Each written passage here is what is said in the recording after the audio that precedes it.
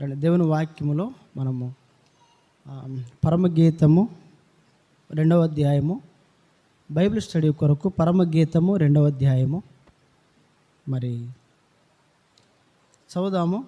మొదటి వచనం అందరం కలిసి చదువుదాం. పరమగీతము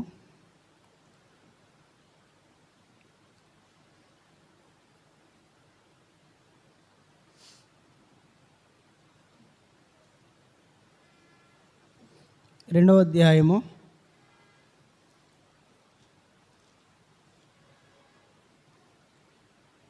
మొదటి వచనం అందరం కలిసి చదువుదాం. నేను షారోను పొలములో పోయు పుష్పము వంటి దానను.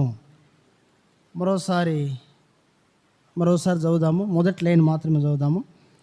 నేను షారోను పొలములో పోయు పుష్పము వంటి దానను. ప్రభు సహాయం కొరకు మనము చిన్న ప్రార్థన చేస్తాం.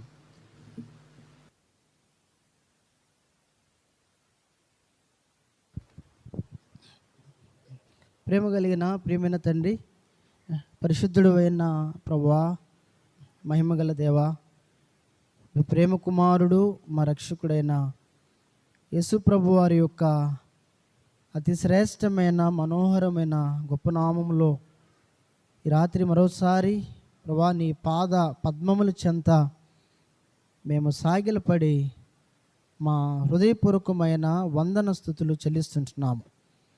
దయగలిగిన తండ్రి, కృపగలిగిన ప్రభువా, మరి పోయిన గురువారము బైబిల్ నుండి ఈ గురువారము బైబిల్ వరకు నీ బిడలమైన మమ్ములను నీ సురక్షితమైన రెక్కల నీడలో మాకు ఆశ్రయం ఇచ్చి ప్రేమగల ప్రభు, నమ్మకమైన తండ్రి, మరి సజీవులుగా ఉంచి ఈనాడు నీ ప్రజలముగా ప్రభు మీ సన్నిధిలో మేము చేరి నీ మెలనైన స్వరము మేము వినేదాని కొరకు మాకు ఇచ్చిన గొప్ప ఆధిక్యతను బట్టి వందనములు చెల్లిస్తూ ఉన్నాం ప్రభువా. మరి భక్తుడు తెలియజేసిన రీతిగా నీ వాక్యమే నన్ను బ్రతికించుచున్నది, నా బాధలలో ఇదే నాకు నెమ్మదిని కలిగించుచున్నదని భక్తుడు తెలియజేసిన రీతిగా ప్రియమైన తండ్రి, ఆ బ్రతికించే నీ జీవము కలిగిన వాక్యాన్ని, మాకు నెమ్మదినిచ్చే నీ జీవము కలిగిన వాక్యాన్ని ఈ రాత్రి మేము వినేదాని కొరకై మమ్మలను చేర్చి సమకూర్చిన దాని కొరకు స్తోత్రాలు.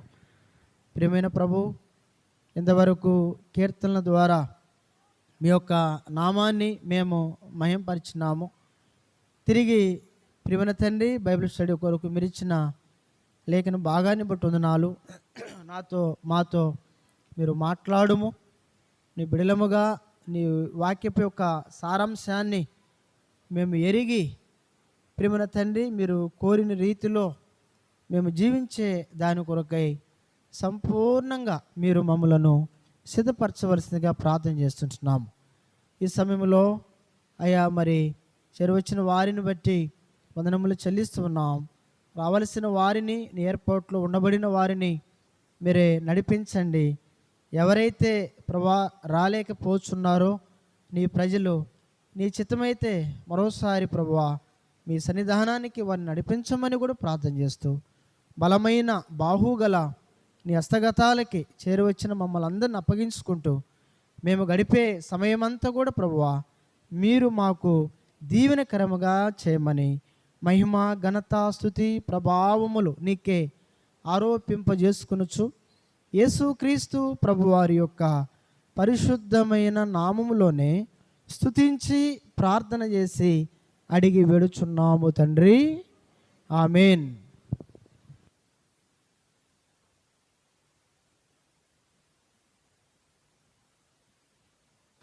అంటే దేవుని వాక్యంలో మనము చదువుదాము. మరి పరమగీతము 2వ అధ్యాయము మొదటి వచనాన్ని మనము పోయిన వారము ధ్యానించాము. రాయబడిన మాట ఏంటంటే ఇక్కడ, నేను షారోను పొలములో పూయు పుష్పము వంటి దానను అని ప్రియురాలు మరి మాట్లాడుచున్న మాటని మనం చెప్పుకున్నాం. ప్రియురాలు అనగా అర్థం ఏంటి అంటే దేవుని స్వరక్తమిచ్చి సంపాదించిన సంఘము సూచనగా సాదృశ్యంగా ప్రియురాలని మనం చెప్పుకుంటూ వచ్చినాం. కాబట్టి గడిచిన వారంలో 5 రకాలైన పొలాలు మనం చూస్తూ వచ్చాం. 5 రకాల పొలాలు చూసాం. ఒకటి సోమరివాని పొలమని, రెండవది లోకమనే పొలమని, మూడవది రక్తము అనే పొలమని, నాలుగోది బోయాజు పొలమని, ఐదోది మనం చూసినట్లయితే ఎవరు పొలం అంట చెప్పాలా, ధ్యానించే పొలమని మనం చెప్పుకున్నాం. ఏది పోయిన వారము బైబిల్ స్టడీలో. కాబట్టి ఈ వారము మరి ఇదే వచనాన్ని మనం చూసినట్లయితే చూడండి, నేను షారోను పొలములో పూయు పుష్పము వంటి దానని అన్నాడు.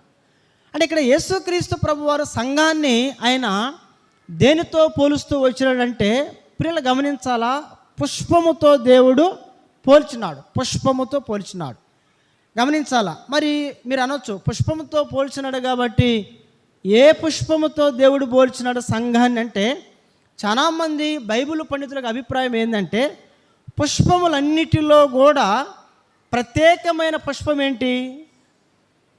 ఎస్, ఏ పుష్పం అంట? రోజా పుష్పం. అంటే పుష్పాలన్నిటికీ కూడా రాణి ఏంటి అంటే రోజా పుష్పము. వాస్తవమే, మనకి బాగా తెలుసు. మన మొదటి ప్రధాని, భారతదేశానికి మొట్టమొదటి ప్రధాని ఎవరు? జవహర్లాల్ నెహ్రూ గారు, అవునా? ఆయన కోటికి ఎడమ వైపున ఏముంటుంది? రోజా పువ్వు ఉంటుంది. అంటే రోజా పువ్వు అంటే ఆయనకి ఎంతో ఇష్టము. పుష్పాలన్నిటిలో కూడా రోజా పుష్పము చాలా ప్రత్యేకమైనది. వాస్తవమే, ఈ భూమి మీద యేసుక్రీస్తు ప్రభువారు సృజించినటువంటి అన్ని పుష్పాలు ఉన్నాయి, అన్నీ ఉన్నాయి. అంటే ప్రతి పుష్పాన్ని ఆయన నోటి ద్వారా ప్రభు కలిగించినట్లు బైబిల్లో మనం చూడవచ్చు. భూమి కలుగునుగా కంటే కలిగింది, సమస్తము కూడా కలుగునుగా కంటే కలిగినవి. వాటిలో ఒక పుష్పం ఏంటంటే రోజా పుష్పము. అంటే ఈ రోజా పుష్పానికి ఉన్నటువంటి ప్రత్యేకత ఏంటంటే, ప్రియమైన వాళ్ళ పుష్పములన్నిటిలో కూడా ఈ పుష్పం అనేది చాలా ప్రత్యేకమైనది. కాబట్టి ఇక్కడ దేవుడు కూడా సంఘాన్ని దేంతో పోల్చాడు? ఆయన రోజా పుష్పముతో దేవుడు సంఘాన్ని పోల్చున్నాడు. అంటే దేవుడు సంఘాన్ని రోజా పువ్వుతో, చూడండి, పుష్పముతో పోల్చడానికి గల కారణం ఏంటంటే, సంఘము కూడా ఏంటి? ప్రత్యేకమైన సంఘం. ఉదాహరణకు ఒక మాట మనం చూద్దాం. చూడండి, అపోస్తుల కార్యములు 2వ అధ్యాయము 40వ వచనం చదవండి ఒకసారి. అపోస్తుల కార్యములు 2వ అధ్యాయము 40వ వచనాన్ని మనం చదువుదాం. చూడండి, 40వ వచనం చూడండి. ఇంకను అనేక విధములైన మాటలతో సాక్ష్యం ఇచ్చి మీరు మూర్ఖులకు ఈ తరము వారికి వేరై, ఎవరమంట మనము? మీరు గమనించాలా, మీరు మూర్ఖులకు, చూడండి, ఈ తరము వారికి మీరు వేరే అంటే అర్థం ఏంటి? ఇప్పుడు ప్రత్యేకింపబడిన వారమా కాదా చెప్పాలా? సంఘములో చేర్చబడినటువంటి ప్రతి వ్యక్తి కూడా రోజా పుష్పములన్నిటిలో కూడా ఎలాగైతే ప్రత్యేకమైన పుష్పమో, ప్రియమైన వారలరా, ప్రభు బిడ్డలైనటువంటి వారు, రక్షణ పొందినటువంటి వారు, సంఘములో చేర్చబడినటువంటి వారు అందరూ కూడా ఎవరంట? వారు ప్రత్యేకమైనటువంటి వారు. మీరు అనొచ్చు, ప్రత్యేకమైన వారు అంటానికి రుజువాధారం ఏంది? ఇప్పుడు మనం చదివిన వాక్యమే. 2వ అధ్యాయము 40వ వచనంలో ఏమని రాయబడింది? చూడండి, అపోస్తలుడైన పేతురు గారు మాట్లాడుతున్న మాట ఏంటి అంటే, చూడండి, ఇంకను అనేక విధములైన మాటలతో సాక్ష్యం ఇచ్చి మీరు మూర్ఖులకు ఈ తరము వారికి వేరే రక్షణ పొందునని వారికి చెప్పిన సెలవిచ్చినప్పుడు, ఇంచుమించు ఎంతమంది అక్కడ రక్షణ పొందారండి? బాప్తిసం పొందిన వారు ఎంతమంది అక్కడ? 3,000 మంది. 3,000 మంది ఏమైనారంట? లోకానికి వారు వేరైనటువంటి వారు. అంటే లోకము నుండి వారు ప్రత్యేకింపబడినటువంటి వారు. అంటే ఇప్పుడు రోజా పువ్వు అనేది పుష్పములన్నిటిలో కూడా ఎలాగైతే ప్రత్యేకింపబడిన పుష్పముగా ఉన్నదో, ప్రభు బిడలైన మనము లోకము నుండి మూర్ఖులకు తరము వారి నుండి మనం ఏమయ్యామంట చెప్పాలా? వేరు చేయబడి ప్రత్యేకింపబడిన వారముగా చేయబడ్డాం. కాబట్టి దేవుడు సంఘాన్ని దేంతో పోల్చాడంట? ఆయన చెప్పాలా? దేంతో పోల్చినాడు? ఆయన చెప్పాలా? రోజా పుష్పము. అందుకే అన్నాడు ఆ షోలమతి మాట్లాడే మాట ఏమంటుంది ఆమె? నేను షారోను పొలములో పూయు పుష్పము వంటిదని. అంటే ఏంటి అర్థము? నేను మూర్ఖులకు ఈ తరమ వారి నుండి నేను ఏమైనాను చెప్పాలా, వేరు చేయబడ్డాను, నేను రక్షణ పొందాను, నేను ప్రత్యేకింపబడిన వ్యక్తిని, నేను వేరు చేయబడిన వ్యక్తిని అని తను మాట్లాడే మాటగా మనం చూడవచ్చు. వాస్తవానికి ప్రియమైన ప్రభు బిడ్డలారా, దేవుని యొక్క సంఘము ఏ సంఘం అంట చెప్పాలా, ప్రత్యేకమైన సంఘము. దేవుని సంఘం ఎటువంటిదంటే ప్రత్యేకమైన సంఘం. ఇప్పుడు ఎందుకు ప్రత్యేకమైన సంఘము అనే దాని గురించి 3 సంగతులు మనం చూద్దాం బైబిల్లో. దేవుని సంఘము ఎందుకు ప్రత్యేకమైనది అనే దాని గురించి బైబిల్లో 3 సంగతులు చూద్దాం. దేవుని సంఘము మొదట ఎందుకు ప్రత్యేకమైనది అంటే రండి, మొదటి సంగతి రండి, కొరింథీయులకు రాసిన మొదటి పత్రిక. అంటే 3 సంగతులను బట్టి 3 సంగతుల ద్వారా ప్రభు బిడ్డలైన వారు, సంఘములో చేర్చబడిన వారు మరి ఎట్లో ఏ రీతిగా వారు జీవించాలోనని ప్రభు తెలియజేసే మాటలను ప్రభు బిడ్డలారా మనం చూద్దాం. రండి, మొదటి సంగతి ఎందుకు సంఘము ప్రత్యేకమైనదంటే మొదటి మాట చూద్దాం. కొరింథీయులకు రాసిన మొదటి పత్రిక 6వ అధ్యాయము రండి చదువుదాం. 6వ అధ్యాయము 20 వచనం చదువుతాం అమ్మా. 20 వచనము సిస్టర్, మొదటి కొరింథీ 6:20 చూడండి. విలువ పెట్టి కొనబడిన వారు గనక మీ దేహముతో దేవుని మహిమ పరచుడి. 19లో ఏమో రాయబడింది, మీ దేహము దేవుని వలన మీకు అనుగ్రహింపబడి మీలో ఉన్న పరిశుద్ధాత్మకి ఆలయమై ఉన్నదని మీరు ఎరుగరా. చూడండి, మీరు మీ సొత్తు కారు అంటే ఇప్పుడు మనము మన సొత్తు కామంటే అర్థం ఏంటి చెప్పాలా, అంటే మనము మన సొత్తు కాదు. అంటే మనము మన సొత్తు కానప్పుడు ఎవరి సొత్తు? మనము దేవుని యొక్క సొత్తు. జాగ్రత్తగా గమనించాలా.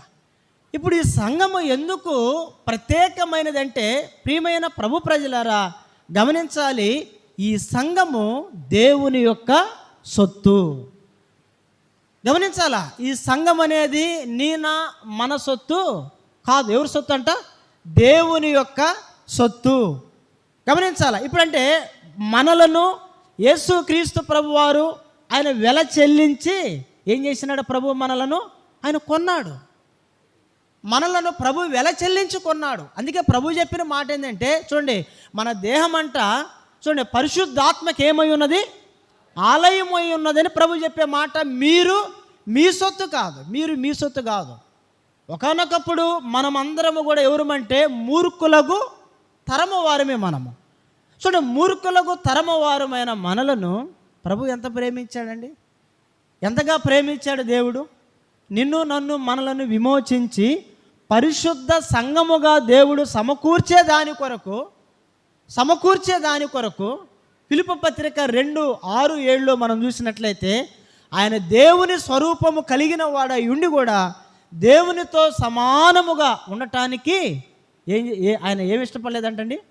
సమానంగా ఉండటానికి ఆయన ఇష్టపడలేదంట. అయితే నిన్ను నన్ను మనలను గమనించాలా, మూర్ఖులు వారు ఈ తరము నుండి మనలను ప్రత్యేకపరిచి దేవుని సొత్తైన సంఘముగా చేసుకునే దాని కొరకు ఆయన మన కొరకు మనుషుల పోలికగా పుట్టి దాసుని స్వరూపము ఆయన ధరించినాడు. కాబట్టి ఎందుకు ఈ సంఘము ప్రత్యేకమైనది అంటే మనం ఎవరుమంట దేవుని యొక్క సొత్తు. అంటే ఈ సంఘం ఎవరిదంటే దేవుని యొక్క సంఘం. నా స్వరక్తం ఇచ్చి నేను సంపాదించిన నా సంఘం అని యేసుక్రీస్తు ప్రభు వారు తెలియజేసే మాట మనం చూడవచ్చు. అంటే ఇప్పుడు ఈ మాట ద్వారా ప్రభు బిడ్డలంగా మనం నేర్చుకోవాల్సిన పాఠం ఏంటి ఈ బైబిల్ స్టడీలో అంటే ప్రియులారా, ప్రభు చెప్పే మాట చూడండి. రోమీయులకు రాసిన పత్రిక 12వ అధ్యాయము మొదటి 2 వచనాలు చదువుదాం, లేకపోతే మొదటి వచనం మేము చదువుదాం. చూడండి, కాబట్టి సహోదరులారా చూడండి, పరిశుద్ధమును దేవునికి అనుకూలమునైన సజీవ యాగముగా మీ శరీరములను చూడండి. ఇప్పుడు ఏం చేయాలంట? చూడండి, ఇప్పుడు దేవుని సొత్తైన ప్రత్యేకింపబడిన సంఘముగా పిలువబడే మనము ఇప్పుడు మనలను మనము దేవునికి ఏం చేసుకోవాలంట చెప్పండి? సజీవ యాగముగా అనే మాట ఉంది. అంటే సజీవులముగా అనే మాట మనకు జ్ఞాపకం చేస్తూ ఉంది. ఒక మాట ఉంది కదా, ప్రకటన 3:1. అక్కడ ఏముంటుంది చూడండి, జీవించుచున్నామన్న పేరు మాత్రము నీకున్నదిగా నీవెవరు అంట, మృతుడివే. అంటే ఏంటి అన్నటువంటి అనుభవంలో కాదు, వాస్తవముగా ప్రియమైన వాళ్ళ దేవుని సంఘము, స్వరక్తమిచ్చు కొన్న సంఘము, సజీవము కలిగిన సంఘము, ఉజ్జీవము కలిగిన దేవుని యొక్క సంఘము. ప్రభు చెప్పే మాట ఏంటంటే, సజీవ యాగముగా మీ శరీరములను ఆయనకి ఏం చేసుకోవాలంట సమర్పించుకోమని ప్రభు చెప్పినాడు. ఎందుకు మనము సమర్పించుకోవాలంటే, మనము మన సొత్తు కాదు. ఎవరి సొత్తు అంట? మనము యేసుక్రీస్తు ప్రభు వారి యొక్క సొత్తు. మూర్ఖులు వారు ఈ తరము వారి నుండి ప్రభు మనల్ని ఏం చేసినాడు చెప్పాలా? ఆయన ప్రత్యేకించినాడు, అంటే వేరుపరిచినాడు. అంటే వేరు చేయబడినటువంటి వారు కలిగి ఉండాల్సినది ఏంటి అంటే, సజీవ యాగముగా మన శరీరములను ప్రభుకి ఏం చేసుకోవాలంట ఎందుకు సమర్పించుకోవాలి? బైబిల్లో ఒక మాట ఉంది, 1 పేతురు, మనం ఎప్పుడు చదివే మాట, 1 పేతురు 1వ అధ్యాయము 18-19 వచ్చిన చదవండమ్మా. 18-19 వచ్చినాలు. పితృపారంపర్యమైన చూడండి, మీ వ్యర్థ ప్రవర్తనను విడిచిపెట్టినట్లుగా వెండి బంగారముల వంటి క్షయ వస్తువుల చేత మనము విమోచించబడలేదు కానీ. చూడండి, ఇప్పుడు ఎందుకు మనము సజీవ యాగముగా యేసుక్రీస్తు ప్రభు వారికి మన శరీరములను ఆయనకి ఏం చేసుకోవాలి? సమర్పించుకోవాలి. అంటే ప్రియమైన ప్రభు ప్రజలారా, ఈ రక్షణ అనేది, ఈ విమోచన అనేది మనకి ఉచితంగా ప్రభు ఇచ్చినాడు. ఎలా మనకి ఉచితంగా అనుగ్రహించబడినది అంటే, అది బంగారము వంటి క్షయవస్తువుల చేత మాత్రము కాదు. యేసుక్రీస్తు ప్రభు వారి యొక్క రక్తము చేత మనకేం కలిగిందంట? విమోచన కలిగింది, అంటే విడుదల కలిగింది. అంటే విమోచించబడిన మనము, విడుదల కలిగించుకున్న మనము మన శరీరములను ప్రభుకి ఏం చేసుకోవాలంట? సజీవ యాగముగా ఆయనకి సమర్పించుకొనడి అని అపోస్తులైన పౌలు గారు తెలియజేసే మాట. ఒక మాట ఉంది, పౌలు గారు ఊరికే చెప్పినాడు ఆ మాట. ఏమండి, ఊరికే చెప్పినాడా? ఒక మాట చూద్దామా, బైబిల్లో ఉంటుంది, మనం ఇప్పుడు చదివే మాట చూడండి. గలతీయులకు రాసిన పత్రిక 2వ అధ్యాయము గలతీయులకు రాసిన పత్రిక 2వ అధ్యాయము. అమ్మ చదవండి ఒకసారి, 2వ అధ్యాయం 20 వచనం చదవండి. 20 వచనం చదవండి. నేను క్రీస్తుతో కూడా సిలువ వేయబడి ఉన్నాను. చూడండి, ఇకను జీవించువాడను నేను కాను, ఇప్పుడు క్రీస్తే నా యందు జీవించుచున్నాడు. అంటే ఇప్పుడు పౌలు గారు సజీవ యాగముగా ఆయన శరీరాన్ని ప్రభుకు అప్పగించుకున్నాడా లేదా? దాని అర్థం అంతే కదా. పౌలు గారు పలికిన మాట సజీవ యాగముగా మీ శరీరములను దేవునికి సమర్పించుకోండి అని చెప్పినటువంటి ఆయన, ఇక్కడ పౌలు భక్తుడు మాట్లాడే మాట ఏంది చూడండి. ఇకను జీవించువాడను నేను కాను, క్రీస్తే నాయందు ఏంటంట జీవించుచున్నాడని చెప్పినాడు. కాబట్టి మొదటి సంగతి ఏంటంటే, ప్రియమైన ప్రభు ప్రజలారా, మొదటి సంగతి ఏంటంటే, ఈ సంఘము ఎందుకు ప్రత్యేకింపబడిన సంఘం అంటే, ఇది దేవుని సొత్తు. ఎందుకు ఈ సంఘము ప్రత్యేకింపబడిన సంఘం అంటే, ఇది దేవుని యొక్క సొత్తు. ఒక పాట మనం పాడతాం కదా ఎప్పుడు, సంఘం ఒక్కటే సార్వత్రిక సంఘం ఒక్కటే, సార్వత్రిక సంఘం ఒక్కటే అనే పాటలో చరణం ఒకటి ఉంది. ఏ నరుని పేరు లేని సంఘము అనే చరణం ఉంటుంది. చరణములో ఆ పదాలు ఉంటాయి. ఏ నరుని పేరు లేని సంఘమిది, ఏ సిద్ధాంతపు పేరు లేని సంఘము, స్థానాదినమూలాలో పేరు లేనిది, ఎలాంటి నారుడు వాహించనాయటి సంఘమొక్కటే. సార్వత్రిక సార్వత్రిక సంగమనేడి సంగమొక్కటే. కాబట్టి ఈ సంఘము చెప్పాలా, దేవుని సొత్తు. అందుకే ఈ సంఘము ప్రత్యేకింపబడింది. దాని కొరకే ఆ మాట పలికిన మాట ఏంటంటే, నేను షారోను పొలములో పూయు పుష్పము వంటి దానను. అంటే సంఘాన్ని పుష్పముతో దేవుడు పోల్చటం గల ఉద్దేశం ఏంటంటే, రోజా పుష్పాలన్నిటిలో కూడా ప్రత్యేకమైంది. అలాగే దేవుని సంఘము కూడా ఏంటంట ప్రత్యేకం. ఎందుకు ప్రత్యేకమైందంటే, ఈ సంఘం ఎవరి సొత్తు అంట? దేవుని సొత్తు. దేవుని సొత్తు. దీని ద్వారా మనం నేర్చుకున్న మాట ఏంటి? సజీవ యాగముగా మన శరీరములను ప్రభుకి ఏం చేసుకోవాలి? సమర్పించుకోవాలి. ఈ మాట ద్వారా ఇది మొదటి మాట. రెండో మాట చదువుదాం రండి. తిమోతికి రాసిన మొదటి పత్రిక. రెండవదిగా ఎందుకు ఈ సంఘము ప్రత్యేకమైనది అంటే, తిమోతికి రాసినటువంటి మొదటి పత్రిక. ప్రియమైన ప్రభు ప్రజలారా, చదువుదాము. మూడో అధ్యాయము 14-15 వచనాలు కలిసి ఉంటాయి. చదవండి.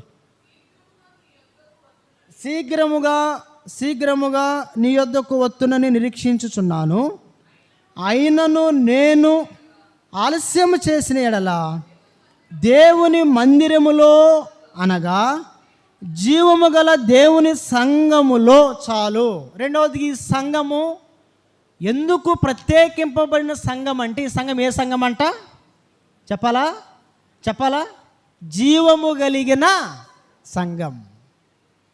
చెప్పాలా? ఏ సంఘం అంట? ప్రపంచంలో కొన్ని సంఘాలు ఉన్నాయి, తెలుసా మనకి? ఉండేలేవు సంఘాలు. డోక్రా సంఘాలు, యూనియన్ సంఘాలు, ఆటో వాళ్ళకి సంఘం ఉంటుంది, రిక్షా వాళ్ళకి సంఘం ఉంటుంది, పోతే ట్యాక్సీ డ్రైవర్ల సంఘం ఉంటుంది. ప్రతి వర్కర్లకి యూనియన్ సంఘం ఉంటుందా ఉండదా? చెప్పాలా? అందరికీ సంఘాలు ఉంటాయి, లేకుండా పోవాలా. కానీ ఈ సంఘము యేసుక్రీస్తు ప్రభు వారి యొక్క స్వరక్తమిచ్చి సంపాదించిన సంఘము కాబట్టి ఈ సంఘము ఏ సంఘం అంట? జీవము కలిగిన సంఘం. పాట కూడా ఉంది కదా, జీవము కలిగిన సంఘము దేవునిది సంఘం. కాబట్టి రెండవదిగా ప్రియమైన ప్రభు ప్రజలారా, ఎందుకు ఈ సంఘము ప్రత్యేకింపబడిన సంఘం అంటే, ఈ సంఘము జీవము కలిగిన సంఘం. జీవము కలిగిన సంఘం. కొంచెం కిందకు వద్దాం మనం. చూడండి, అనగా జీవము కలిగిన దేవుని సంఘములో జనులు ఎలాగో ప్రవర్తింపవలెనో అది నీకు తెలియవలెనని ఈ సంగతులను నీకు రాయుచున్నాను. అంటే అంటే రెండవ సంగతిని మనం చూస్తూ ఉన్నాం. ఈ సంగతిని బట్టి ప్రభు బిడలమైన మనము, ప్రభు ప్రజలారా, నేర్చుకోవలసిన సత్యం ఏంటి అంటే, ఈ బైబిల్ స్టడీ ద్వారా ఈ జీవము కలిగిన సంఘములో ప్రభు బిడలమైన మనము ఏమి కలిగి ఉండాలి? ఒక మాట చదువుదాం రండి. కీర్తనల గ్రంథం 42వ కీర్తన 2వ వచనం చదవండి. 42వ కీర్తన 42వ వచనం చూడండి. నా ప్రాణము దేవుని కొరకు తృష్ణగొనుచున్నది అనగా అర్థం ఏంటి అమ్మా? తృష్ణ గొనుచున్నది అర్థం ఏంటి అంటే, నాకు తపనగొన్నదని అర్థం. వాడుక భాష తృష్ణ అనే మాటకి అర్థం ఏంటంటే, నిర్వచనము తపన అని అర్థం. కొన్నిసార్లు మనం కొన్ని పదాలు ఉపయోగిస్తాం కదా, నీకెందుకు అంత తపన, ఎందుకు నీకు అంత తపన ఏంది? వాస్తవం కదా, అంటామా లేదా? ఎందుకంటే తపన పడుతున్నా, ఎందుకంటే తపన ఏంది నీకు అంటారు కదా, అవునా కదండి? కోరాహు కుమారులేనా? రాయబడిన మాట 42 చూడండి, చిన్న అక్షరాలతో ఉంది కదా. ప్రధాన గాయకునికి కోరాహు కుమారు రచించినది దైవ ధ్యానము. చూడండి, దుప్పి నీటి వాగుల కొరకు ఆశపడునట్లు. దుప్పి దేని కొరకు ఆశపడుతుందంట? నీటి వాగుల కొరకు ఆశపడినట్లు.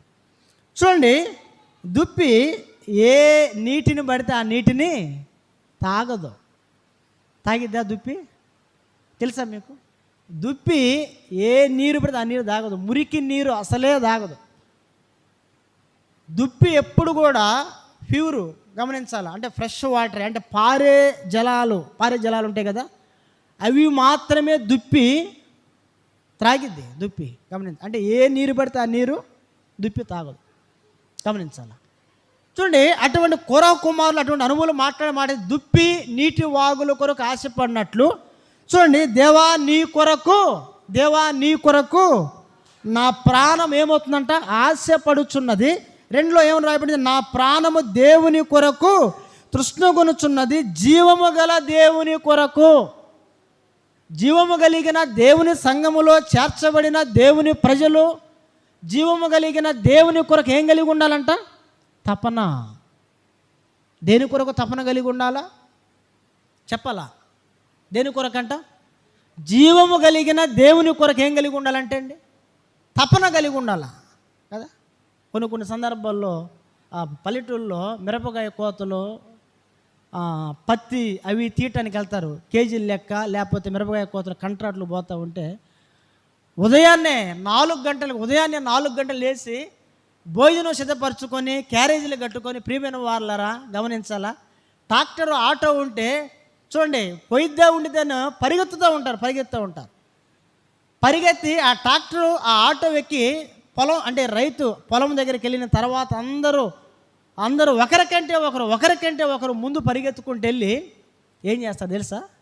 ఏం చేస్తారంట, ఒక 10 ఎకరాలు 15 ఎకరాల పొలం ఉందనుకోండి, ఇదిగో ఇక్కడి నుంచి అక్కడ దాకా నాది, ఇదిగో ఇంతవరకు నాది, ఇదిగో ఈ సాళ్ళన్నీ నాయి, ఇవన్నీ నాయి అంటారు. అంటే ఏంటి తెలుసా, పక్కన వాళ్ళు అంటారు, అమ్మాయి ఎందుకమ్మా అంత తపన, ఎందుకమ్మా నీకు అంత తపన, ఎందుకు నీకు తీస్తావయ్యా, అందరూ మనుషులవే కదా, అందరూ కలిసేకి వచ్చింది అంటే. చూడండి, అంటే ఇప్పుడు నేను ఎందుకు చదువుతూ ఉన్నాను ఈ మాట అంటే, పిల్లలు గమనించాలా, బైబిల్లో కోరహు కుమారులు పలుకుతున్న మాట ఏంటంటే, దేవా నీ కొరకు నా ప్రాణము తృష్ణగొనుచున్నది, జీవము గల దేవుని కొరకు నేను తపన పడుతున్నా. నా తపనంతా దేని కొరకంటే, అయ్యా నీ కొరకే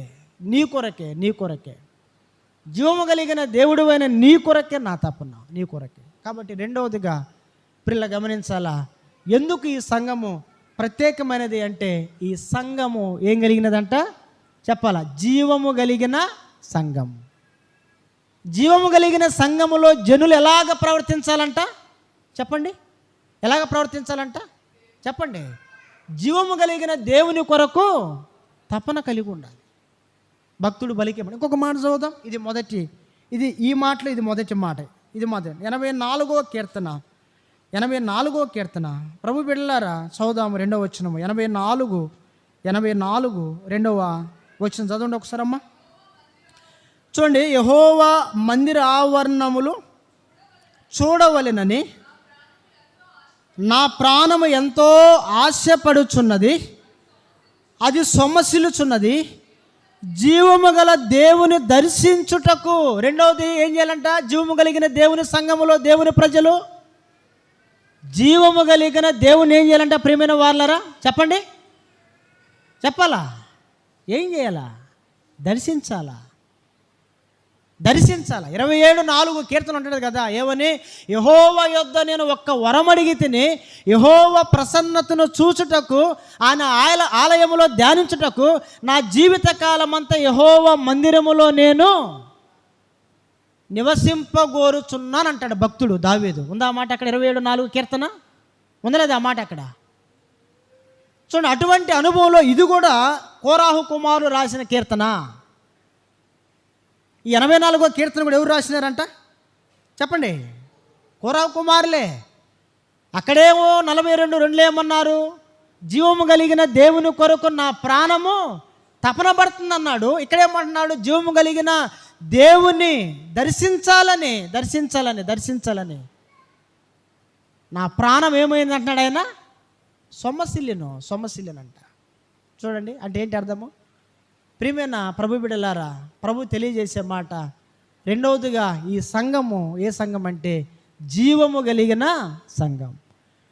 ఈ జీవము కలిగిన సంఘములో దేవుని ప్రజలు ఎలా ఉండాలి అనేది ప్రభు మనకు తెలియజేసే మాట ఏంటంటే, జీవము కలిగిన దేవుని ఏం చేయాలంట, దర్శించాలంట. దాని కొరకు నా ప్రాణం ఎంతో ఆశపడుచున్నది.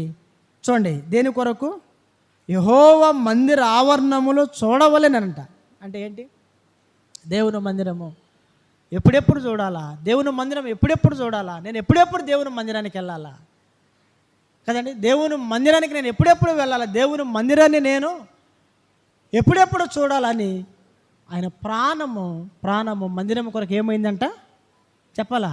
సొమ్మసిల్లిందంట, సొమ్మసిల్లిపోయింది. ఇంకా ఆయన బలికిన మాట ఏంటంటే అక్కడ, ప్రభు బిడ్డలారా, జీవము కలిగిన దేవుణ్ణి దర్శించుటకు నా హృదయమును నా శరీరమును ఆనందముతో ఏమేస్తున్నాయంట? కేకలు. ఆనందముతో కేకలు వేస్తున్నాడు. దేని కొరకంట? జీవము కలిగిన దేవుణ్ణి దర్శించాలి అని ఆయన హృదయము ఆనందంతో ఏం చేస్తూ ఉందంట?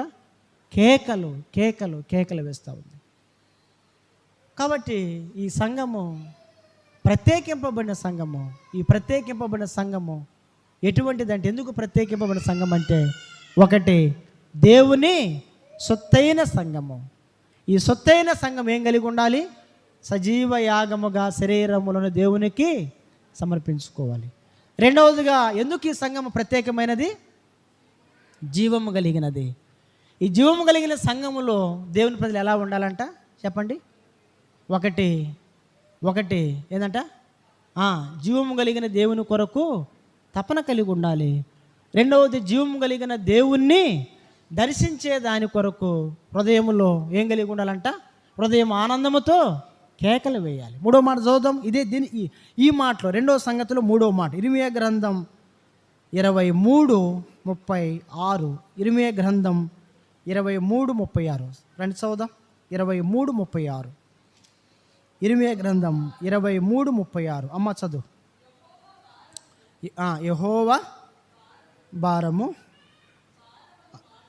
యెహోవా భారమును మాట మీరిక మీదట జ్ఞాపకము చేసుకొనవద్దు. ఏంటంటండి? యెహోవా మాట ఏం కాకూడదంట? మనకి భారము కాకూడదు. చెప్పబడిన మాట అది కదండి. అంటే ఏ మాట అయినా సరే మనము భారంగా తీసుకోవచ్చేమో, కానీ దేవుని మాటలు ఎన్నడూ కూడా మనం ఏం కాకూడదంట? భారముగా ఎంచకూడదు. ఎందుకంటే దేవుని వాక్యము సజీవము కలిగిన వాక్యము, జీవము కలిగిన వాక్యము అని బైబిల్లో మనం చూస్తాం. గమనించాలి. అందుకే చూడండి, ఇర్మీయా కాలములో చదువుదాం ఆ మాట ఇంకోసారి చదువమ్మా. 36. యెహోవా భారమును మాట మీరిక మీదట జ్ఞాపకము చేసుకునవద్దు. జీవము గల మన దేవుని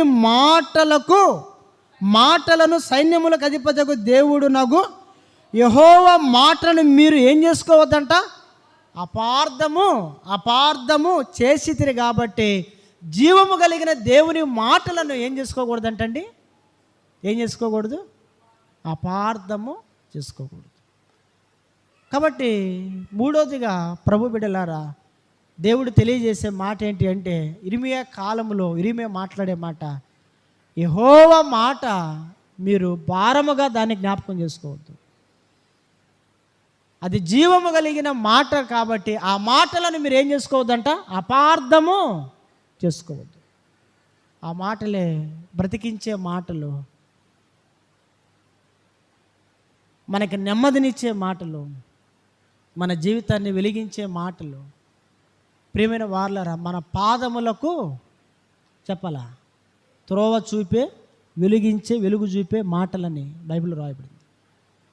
కాబట్టి రెండవదిగా ఈ సంఘం ఎందుకు ప్రత్యేకమైనది అంటే, ఈ సంఘం ఏ సంఘం అంట? జీవము కలిగిన సంఘం. ఈ జీవము కలిగిన సంఘములో ఒకటి, ప్రజలు జీవము గల దేవుని కొరకు తపన కలిగి ఉండాలి.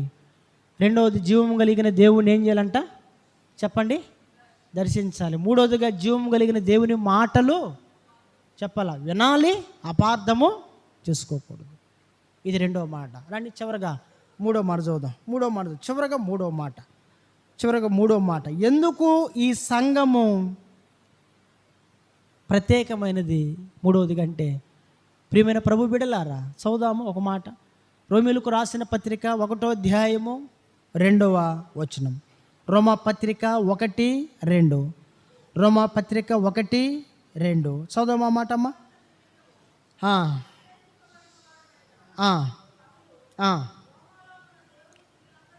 రోమాలో ఉన్న దేవుని ప్రియులందరికీ, అనగా పరిశుద్ధులుగా ఉండుటకు పిలువబడిన వారందరికీ శుభమని చెప్పి రాయినది. చాలు సిస్టర్, ఇక్కడ రాయబడిన మాట. మూడోదిగా ఈ సంఘం ఎందుకు ప్రత్యేకమని చెప్పండి. ఏంటంట? పరిశుద్ధమైన సంఘం. ఒకటేమో దేవుని సొత్తైన సంఘము, రెండవది జీవము కలిగిన సంఘము, మూడోదిగా ఏ సంఘం అంటే ఈ సంఘము చెప్పాలా? పరిశుద్ధులు అనే మాట ఉంది అక్కడ. అంటే ఈ సంఘం ఏ సంఘం అంట? పరిశుద్ధమైన సంఘం, అంటే పరిశుద్ధ సంఘం. కాబట్టి ఈ పరిశుద్ధ సంఘముగా యేసుక్రీస్తు ప్రభువారు మనల్ని చేస్తూ వచ్చినాడు. అందుకే ఆమె పలికిన మాట ఏంటంటే, నేను షారోను పొలములో పూయు పుష్పము వంటి దానను. షారోను పొలములో పూయు పుష్పము వంటి దాననంది. మొదట 1:6 ఉంటుంది కదా పరమగీతములోనే, నల్లని దాననైన నన్ను చిన్న చూపు చూడకుడి అంది. అంటే ఏంటి? నలుపు దేనికి గుర్తు? పాపానికి గుర్తు, చీకటికి గుర్తు నలుపు.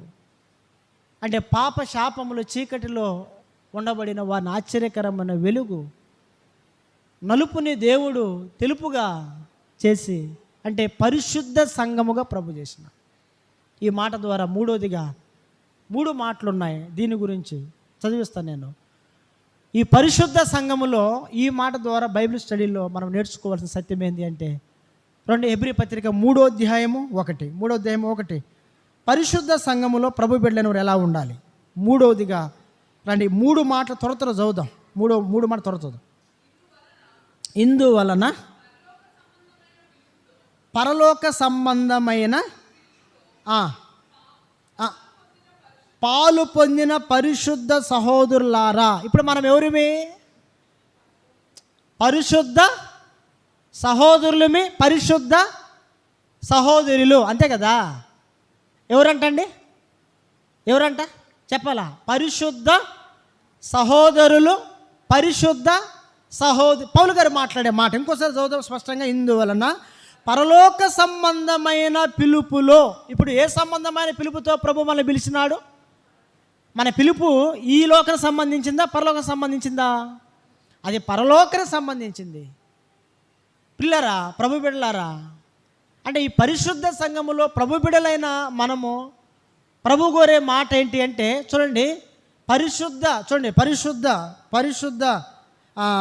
సహోదరులారా అనే మాట మనం చూస్తాం. అంటే పరిశుద్ధ సంఘములో ప్రభు బిడ్డలైన మనము సహోదరులైన సహోదరులైనా ఎలా ఉండాలంటండి చెప్పండి? పరిశుద్ధ సహోదరులుగా ఉండాలన్నది యేసుక్రీస్తు ప్రభువారు అపోస్తులైన పౌలు గారి ద్వారా తెలియజేసే మాట. ఇది మొదటి మాట. ఈ 3వ మాటలో ఇది మొదటి మాట. ఇంక 2 మాటలు ఉన్నాయి, ఒకటి చదువుదాం. ఎఫెసీయులకు రాసిన పత్రిక, రెండవదిగా పరిశుద్ధ సంఘంలో ఎఫెసీయులకు రాసిన పత్రిక చూడండి, చదువుదాం అమ్మ. 5వ అధ్యాయం 27, 5:27 చదువు తల్లి. 5:27 చదువు. పురుషులారా, మీరును మీ భార్యలను ప్రేమించుడి, అటువలే క్రీస్తు కూడా సంఘమును ప్రేమించి అది కలంకమైనను మడతైనను పరిశుద్ధమైనది గాను. ఏంటది చెప్పాలా? సంఘము, అంతే కదా? సంఘము ఎలా ఉన్న ప్రభు కోరుకుంటున్నాడంట? సంఘము పరిశుద్ధమైన, ఒకటేమో పరిశుద్ధ సహోదరులుగా ఉండాలని ప్రభు చెప్పే మాట. రెండవది అక్కడ రాయబడిన మాట ఏంటి? పరిశుద్ధ సంఘముగా. ఆయన దానిని ఆయన ఎదుట ఏం చేసుకోవటానికంట చెప్పండి? నిలవబెట్టుకునే దాని కొరకని చెప్పబడిన మాట అది. కాబట్టి ప్రభు ప్రజలారా, మూడోదిగా ఈ సంఘము ఏ సంఘం అంట చెప్పండి? పరిశుద్ధ సంఘం. అందుకే ఈ సంఘము ప్రత్యేకింపబడిన సంఘము. అందుకే ఆమె పలికిన మాట ఏంటంటే, నేను షారోను పొలములో పూయు పుష్పము వంటి దాన్ని. ఇంకొక మాట ఉంది, ఒక మాట చదువుదాం. ఆ మాట కూడా చూడండి. మూడోదిగా చూడండి, పేతురు రాసిన రెండవ పత్రిక రెండవ అధ్యాయము 21. పేతురు రాసిన రెండవ పత్రిక 2వ అధ్యాయము 21. చదువుదాం ఆ మాట అమ్మ. ఆ మాట చదువుదాం. చూడండి, వారు నీతి మార్గమును అనుభవపూర్వకముగా తెలుసుకొని తమకు అప్పగింపబడిన పరిశుద్ధమైన ఆజ్ఞ నుండి ఏం కాకూడదంట? ఏం కాకూడదు? తొలిగిపోకూడదా? చెప్పాలి. పరిశుద్ధ సహోదరులు, పరిశుద్ధ సంఘము, పరిశుద్ధ ఆజ్ఞల నుండి ఏం కాకూడదంట? తొలగి పోకూడదు. అందుకే ఈ సంఘము మూడోదిగా ఏ సంఘం అంటే పరిశుద్ధ సంఘం. అందుకే ఆమన్న మాట ఏంటి చెప్పాలి? నేను షారోను పొలములో పూయు పుష్పము వంటి దానను. ఏ పుష్పము? ఆ పుష్పము చెప్పండి. రోజా పుష్పము పుష్పాలు అన్నింటిలో కూడా ప్రత్యేకమైనదా కాదా? చెప్పరేంటి? ప్రత్యేకమైనది అయితేనే కదా గొప్ప గొప్ప వాళ్ళు వచ్చినప్పుడు అందరూ బొకేలు ఇస్తారు కదా. వాటిలో ఏమి ఇస్తారు వారు? ఏమన్నా పనికిరాని పుష్పాలు ఇస్తారంటే ఏమి ఇస్తారంట చెప్పాలి? రోజా పుష్పాలని వారు బొకేగా తయారు చేయించి ఇస్తారు. అంటే ఘనంగా ఉండాలని. ఏవి పడితే అవి ఎవరు. కాబట్టి ఆ రోజా పుష్పము ప్రత్యేకమైనది. దేవుని సంఘము కూడా ప్రత్యేకమైనది. ఎందుకంటే సంఘం ఆయన స్వరక్తమిచ్చి సంపాదించిన సంఘం. ఎందుకు ప్రత్యేకమైనది అనే దాన్ని మనం 3 సంగతులు చూసాం. ఒకటి, అది దేవుని సొత్తు. రెండవది, అది జీవము కలిగినది. మూడవదిగా సంఘం ఎటువంటిదంట? పరిశుద్ధమైనది. కాబట్టి ఒకటి, సజీవ యాగముగా శరీరాలు ప్రభుకి ఏం చేసుకోవాలంట? సమర్పించుకోవాలి. రెండవదిగా జీవము కలిగిన దేవుని కొరకు తపన, జీవము కలిగిన దేవుని దర్శించాలి. మూడవదిగా పరిశుద్ధ సంఘములో పరిశుద్ధ సహోదరులుగా పరిశుద్ధ సంఘముగా పరిశుద్ధ ఆజ్ఞలను కలిగి ముందుకి సాగాలి. ప్రభు మనకు నేర్పించే సత్యాలు. రండి, అట్లా ఆ రీతిగా ప్రభు నడిపించును గాక. ప్రార్థన చేస్తాం.